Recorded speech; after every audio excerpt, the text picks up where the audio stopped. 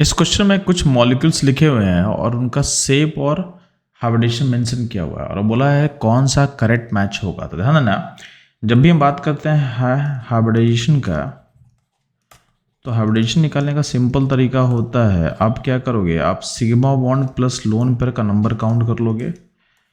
इस नंबर को अगर हम बोल रहे हैं, अगर नंबर n के इक्वल है, तो अगर n का वैल्यू अगर 2 होगा तो उस केस में जो हाइब्रिडेशन होता है, इसको अगर हम h लिख दें तो इसका हाइब्रिडेशन होगा sp। अगर सम 3 होता है तो ये हो जाएगा, हाइब्रिडेशन होता है sp2।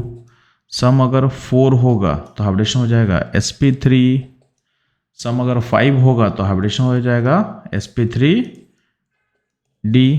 सम अगर 6 होगा तो हो जाएगा, हाइब्रिडेशन क्या हो जाएगा, sp3d2। और सम अगर 7 होता है तो हाइब्रिडेशन क्या हो जाएगा बच्चों लोग, इसके लिए होता है sp3d3।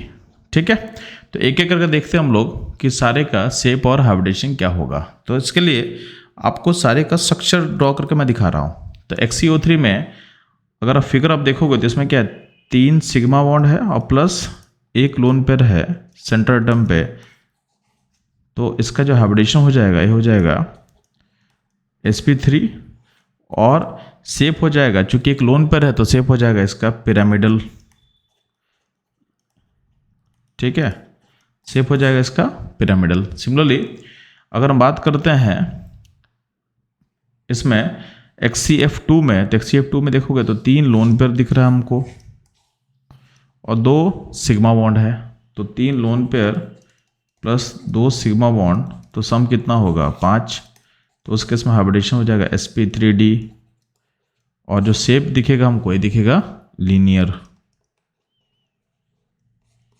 ठीक है, शेप क्या होगा, लीनियर। सिमिलरली XCOF4 में अगर हम देखोगे तो इसमें 5 सिग्मा बॉन्ड है और प्लस 1 लोन पेयर है सेंटर एटम पे। तो सम हो जाएगा 6, इसका हाइब्रिडेशन हो जाएगा sp3d2। चूंकि एक लोन पेयर आ चुका है तो आपका जो शेप दिखेगा, स्क्वायर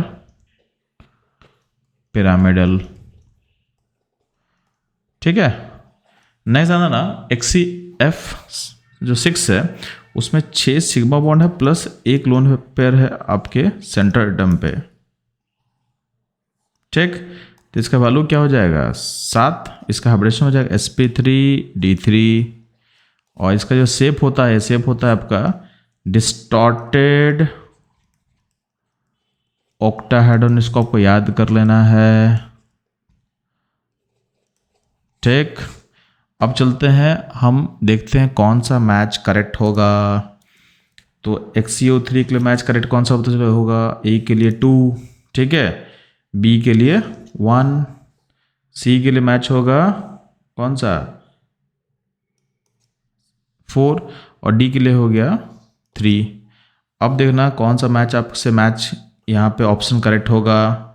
तो A का 2, B का 1, C का 4, ठीक है, और D का 3। तो ऑप्शन A जो होगा हमारा करेक्ट आंसर होगा। तो बच्चों ये था इस क्वेश्चन का सॉल्यूशन एंड एनालिसिस। मूव करता हूँ लोग नेक्स्ट क्वेश्चन में।